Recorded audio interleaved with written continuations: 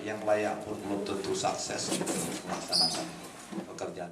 Wali Kota Palembang Harno Joyo mengungkapkan ada 4.000 rumah tidak layak huni di Kota Palembang yang tersebar di seluruh kecamatan dan kelurahan di wilayah Kota Palembang. Dengan kondisi ini tentunya masih banyak warga belum mendapatkan rumah layak huni yang tinggal kawasan kumuh di Kota Palembang. Sehingga pemerintah melalui program bantuan stimulan perumahan swadaya atau BSPS akan memberikan bantuan perbaikan rumah untuk 500 warga di tahun 2021 ini. Menurut Harno Joyo, program BSPS ini merupakan program swadaya dari pemerintah, masyarakat, dan pengusaha. Sehingga warga diminta membantu pemerintah mensukseskan program ini dan berharap kawasan kumuh akan berkurang di Kota Palembang. Dengan bantuan ini, tapi seperti kami sampaikan tadi bahwa saat ini ada 4.000-an lebih lagi rumah yang tidak layak huni di Kota Palembang yang tersebar di seluruh kecamatan dan kelurahan.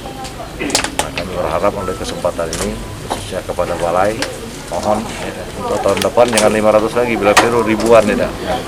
Nah, sehingga target kita menyelesaikan rumah kumuh di wilayah Kota Palembang ini dapat cepat dilaksanakan. Dan kami mengimbau juga.